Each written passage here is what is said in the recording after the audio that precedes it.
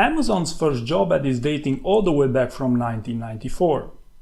Back then, Jeff Bezos was a little-known investor who just quit his well-paid Wall Street job to start an e-commerce business described in the ad as a well-capitalized Seattle company. Back then, it was exceptional to have a computer, never mind the internet. Well-capitalized startup seeks extremely talented C++ Unix developers to help pioneer commerce on the internet. You must have experience designing and building large and complex yet maintainable systems, and you should be able to do so in about 1/3 of the time that most competent people think possible. You should have a BS, MS or PhD in computer science or the equivalent. Top-notch communication skills are essential. Familiarity with web servers and HTML would be helpful but is not necessary.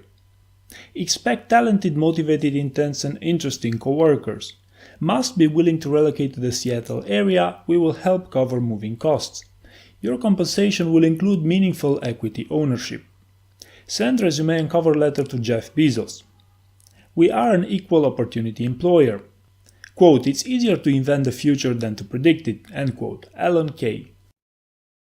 Less than a year after this job ad was posted, Amazon started selling books online into the first steps to become the company that we know today that employs well over 500,000 people. And I believe this job ad is the golden mine to gain some insight into Jeff Bezos' way of thinking, because you see, he knew from the beginning that he was looking for people to pioneer a new type of industry, that was of online commerce.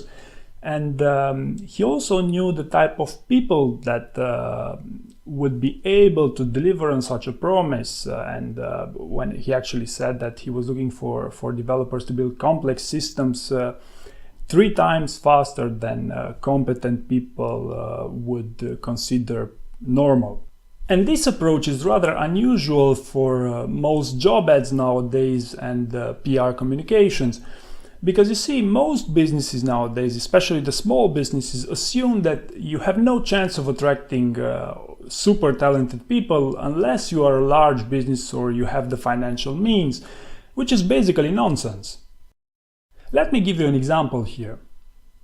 About 1 week ago, following the departure of Tesla's head of engineering, Doug Fields, it was reported that more and more of Tesla's employees had begun fleeing to Apple.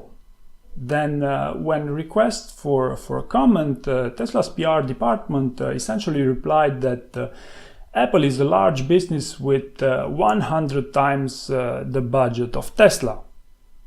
Now, as a side note here, Elon Musk is an extraordinary recruiter, and it's just been announced that Tesla is reshuffling their PR department.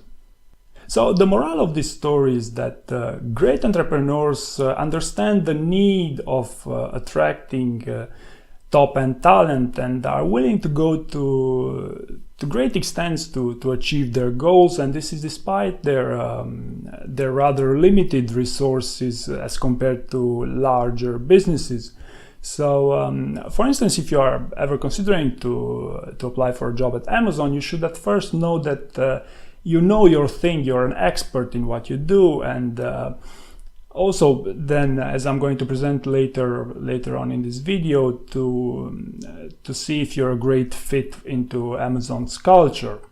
So, as Jeff Bezos once said, he'd rather interview 50 people and hire none of them than to making a bad hire.